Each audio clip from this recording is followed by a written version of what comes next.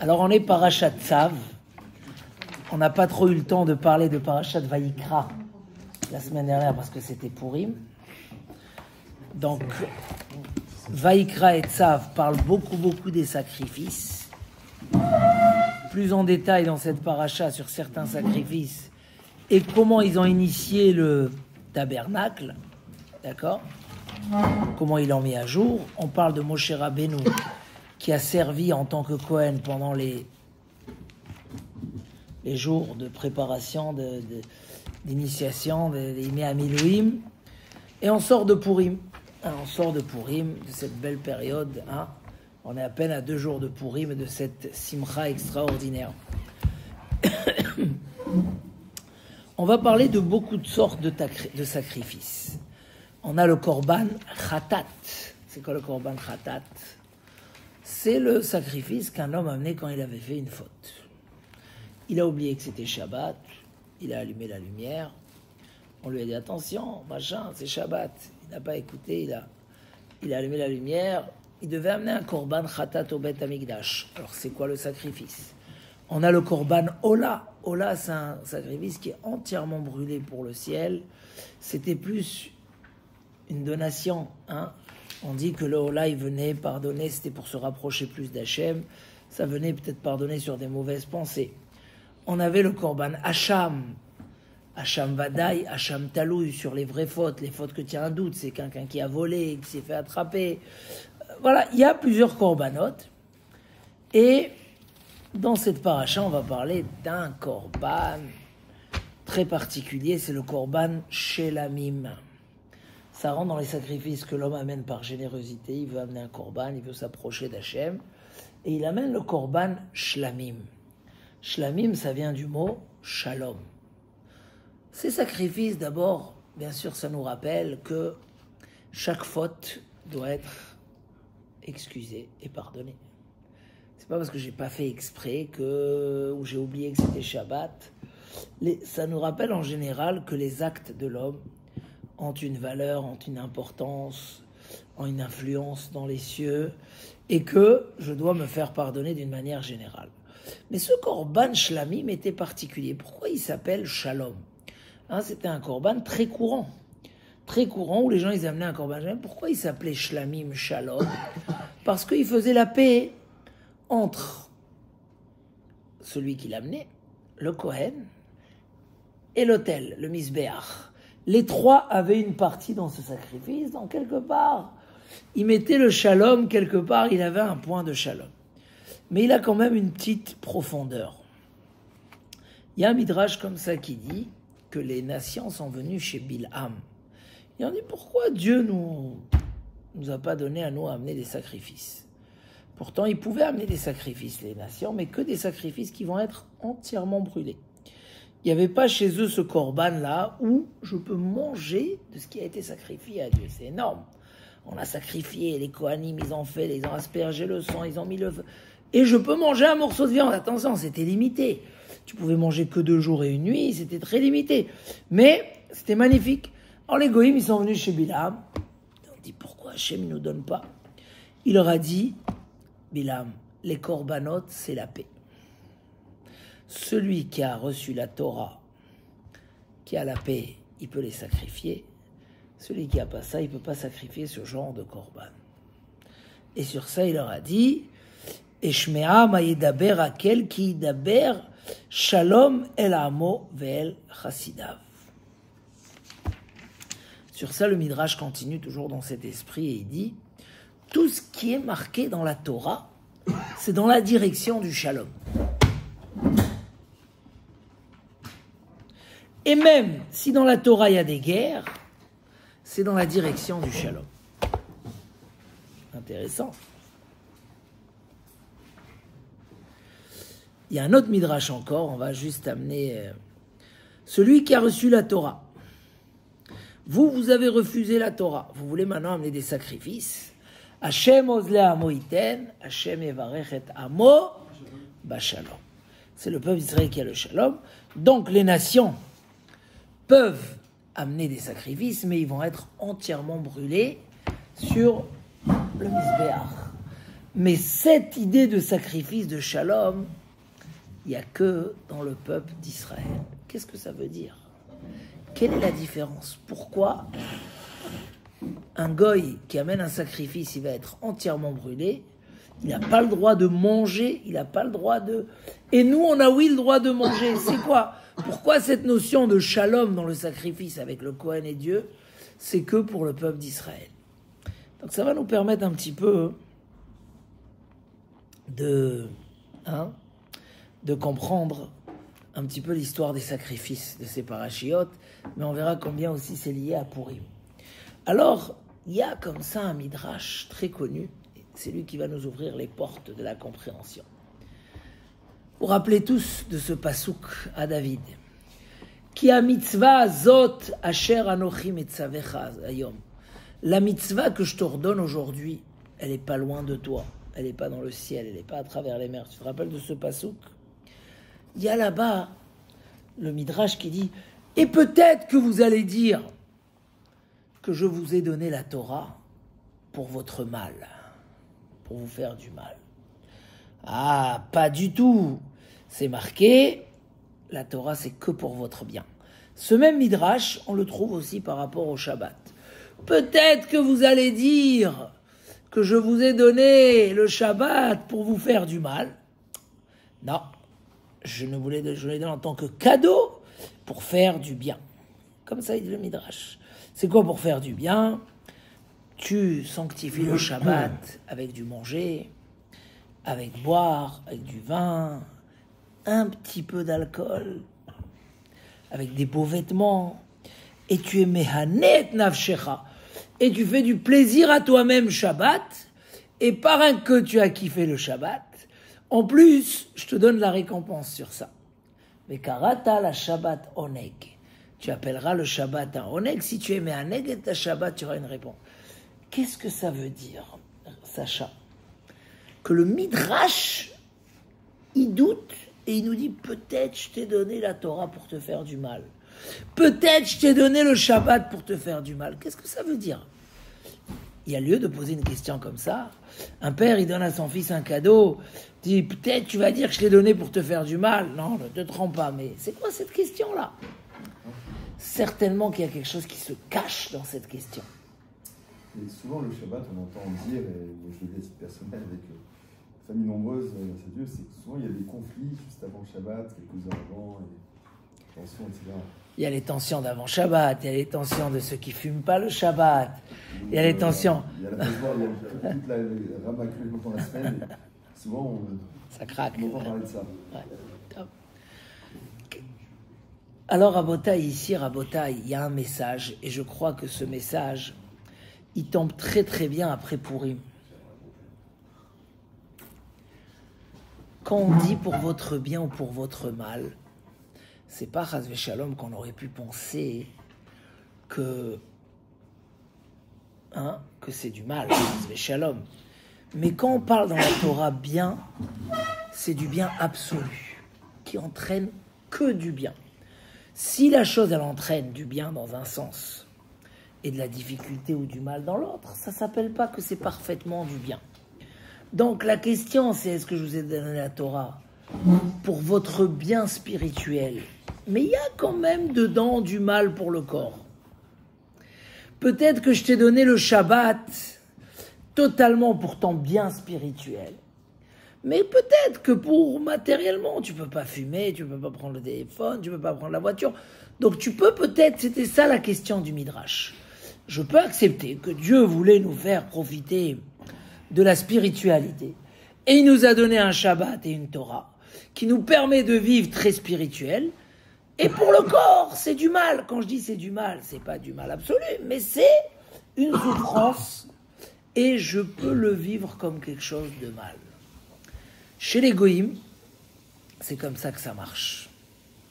Si c'est mal pour le corps, c'est du mal. Ou tu es complètement spirituel, ou tu es complètement matériel. Il n'y a pas ce mariage.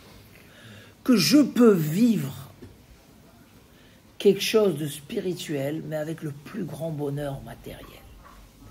Que je peux utiliser le matériel, dans le plus haut niveau spirituel et me délecter de ce matériel. Et que c'est considéré une mitzvah. Ça existe de manger, de boire. Hein? Ça existe de manger, de boire, etc. Et que je reçois une récompense sur ça. Si je mange, je bois, c'est pour kiffer. Ah non, le Midrash dit attention, c'est pourtant bien. Et en plus, tu reçois une récompense. C'était ça le secret du Korban Shlamim. Le secret du Korban Shlamim, c'était de dire la même vache va être sur le Misbeach. La même vache, le Kohen va la manger et il va faire une mitzvah de manger un Korban. Mais il est en train de manger un steak. 300, 500 grammes de steak. Ça, c'est une mitzvah. Il peut le vivre en tant que mitzvah. Comment c'est possible? Il le vit comme du matériel. Ah, mais c'est un sacrifice, donc je n'aurais pas eu le droit de le manger si ce n'est que c'est quelque chose de entièrement spirituel qui est utilisé dans le matériel. Je vis quelque chose de matériel, que son résultat est totalement spirituel. Et le troisième qui mange aussi, c'est qui? C'est le propriétaire qui a ramené le korban. Il fait une mitzvah en mangeant. Il fait quelque chose de kadosh en mangeant. Ça, c'était le secret et ce que dévoilait le korban shlamim. On va bientôt arriver le soir de Pessah. Et on a ce rachat-là qui voit qu'on est en train de manger de la viande grillée comme ça, avec une odeur qui allait dans toute la ville. Et il dit, Ma avoda azot lachem. Qu'est-ce que vous êtes en train de faire? Et la Haggadah, elle dit qu'il faut lui casser les dents en lui disant, mais tu fais pas partie de notre... Toi, tu peux pas manger. Il dit, le Admour de Kotsk. Il dit, nous, pourquoi Hachem il m'a fait sortir d'Égypte? Pour que je puisse sanctifier tous mes membres. Et quand mes dents ils mangent de la viande, ils sont en train de faire une mitzvah. Je sens un plaisir énorme que je sers à Kadosh Baruch Hu. Mais toi, tu sais pas le faire. On peut pas te faire manger du Korban Pessah. Tu n'as pas appris à faire cette chose-là. De voir comme ça tout le monde autour du Korban, le griller, le manger, et faire de ça comme si on est en train de faire la plus grande mitzvah, c'est quelque chose de particulier. Quand les nations sont parties chez Bilham, c'était ça leur question. Pourquoi nous on peut amener qu'un Korban qui va être brûlé à 100%? Il leur dit parce que vous savez pas faire les deux en même temps. C'est ou totalement à droite ou totalement à gauche. Donc si vous voulez amener un sacrifice à Dieu, on va le brûler entièrement. Mais Am Israël, il a le shalom. C'est quoi ce shalom? En donnant la Torah au klal Israël, on a fait le shalom entre tous les éléments. Tout ce que je fais, je sais que c'est Kadosh et c'est Kodesh Kodashim. Bilham, quand il a vu le peuple juif et il a béni, il a dit combien de mitzvot ils font dans la terre? Combien ils font avec la terre? C'est la chose la plus matérielle. Combien ils font de mitzvot? Il a dit même combien le couple, c'est de la Gdusha pour Akadosh Baruch Hu. Combien dans notre maison, il y a la présence divine. Celui qui ne peut pas dire qu'il y a la présence divine chez lui à la maison, il a un grand problème.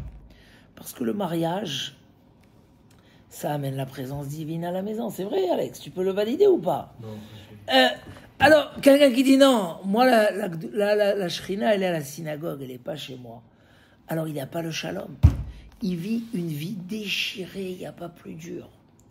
Le grand secret de Purim, c'était d'arriver à comprendre comment on peut utiliser le matériel, mais à un niveau très poussé, jusqu'à boire du vin à Deloyada,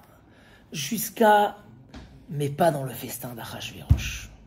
Parce que dans le festin d'Achashverosh, je ne vais pas réussir à relever le matériel, et si j'arrive pas, je peux pas descendre. Je vais prendre ma neshama, je vais la descendre là-bas, je peux pas. Moi, ce que je fais, la Yehudi Maïta Ora Vesimcha.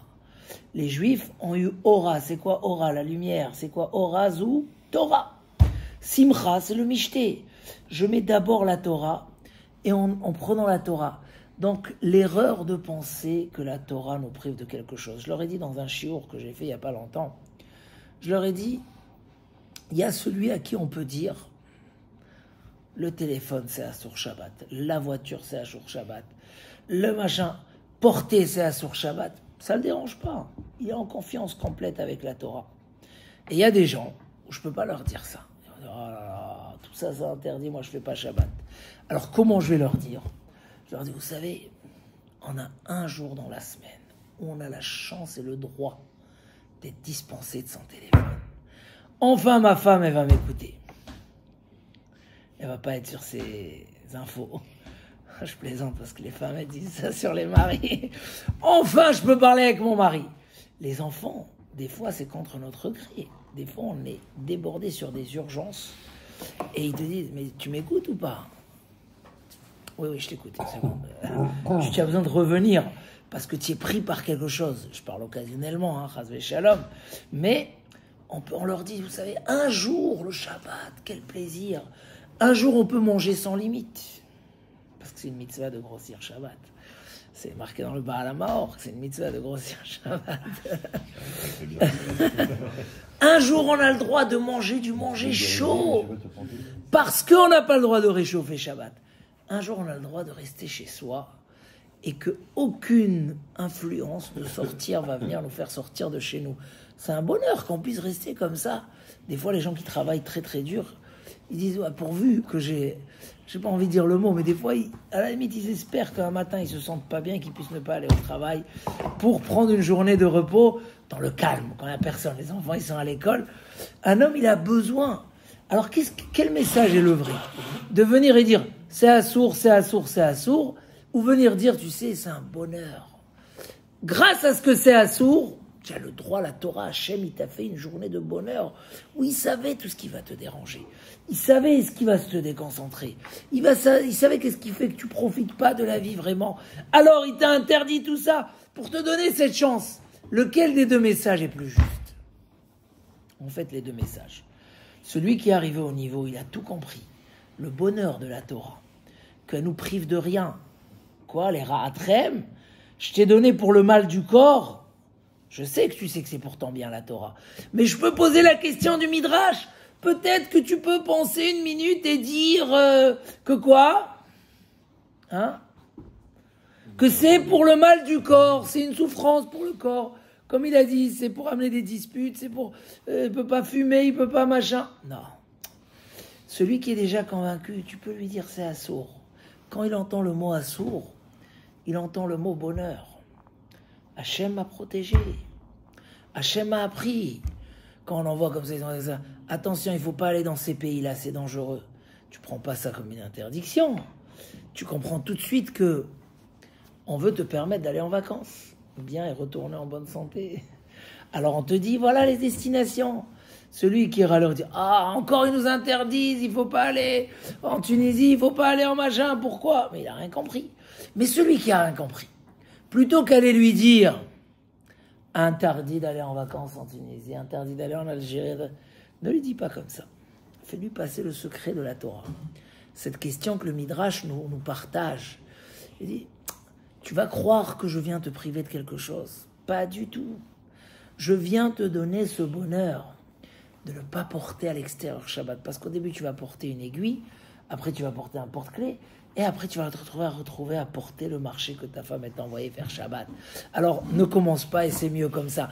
C'est-à-dire, donne-lui, et ça, c'est ce qu'on doit être convaincu. C'est ça le message du Korban Shlamim.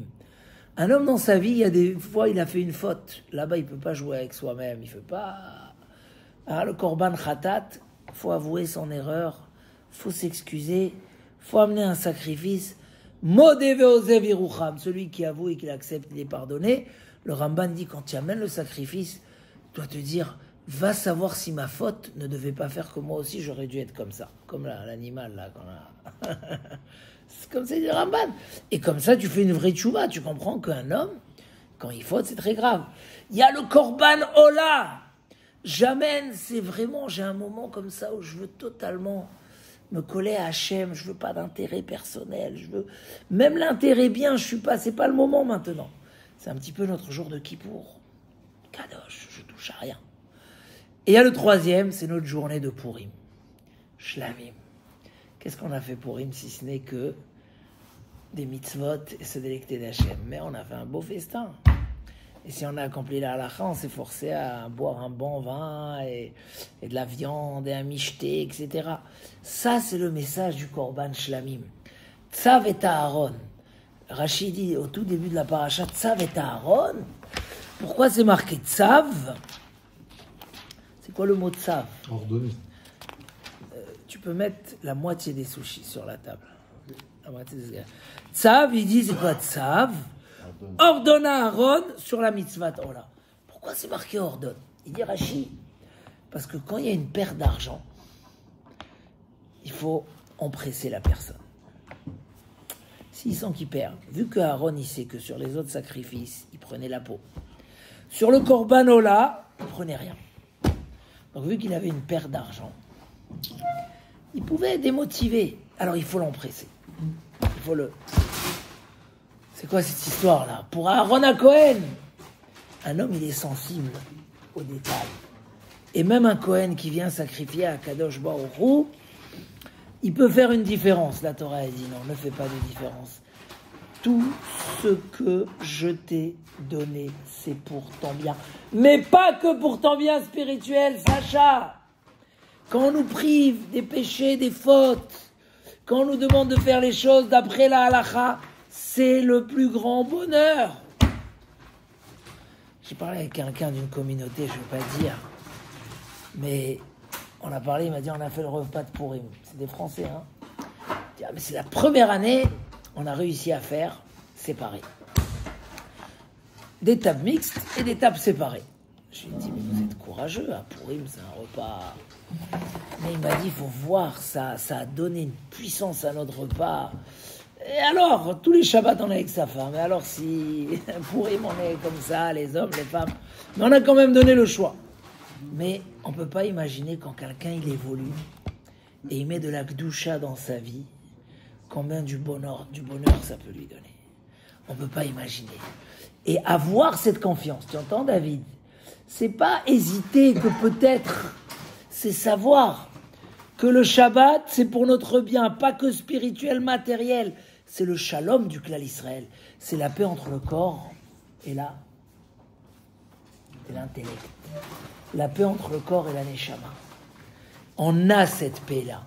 Bilam, il leur a dit, ça, Dieu, il ne peut pas vous donner. Vous ne savez pas le faire. C'est où vous plongez dans le matériel, vous perdez là-bas, ou vous voulez faire du spirituel, vous êtes obligé de vous priver. Le message de Purim, c'est un message très important. Un homme qui vit avec ça ne peut plus se faire influencer. Vous comprenez? Il peut plus, quelqu'un qui vit avec ça, il peut plus se faire influencer.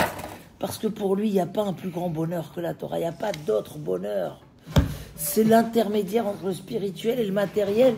Et c'est le meilleur mariage qu'il peut y avoir. Les anges, ils voulaient la Torah. Moshe leur a dit non. Et finalement, qui c'est qui a eu raison? Moshe, parce que Moshe leur a dit, c'est moi l'intermédiaire entre vous et le spirituel. S'il y a les anges, c'est parce qu'il y a l'homme. C'est moi votre intermédiaire. Donc c'est important. Parce que chacun, il a un certain niveau où là-bas, il bloque. Shomer Negia, c'est trop dur. Ça c'est interdit, on a parlé tout à l'heure du kasher. Ah, ça c'est trop difficile. Ça c'est pas trop difficile. Fais confiance à la Torah. Celui qui a cette confiance, il fait que évoluer de jour en jour.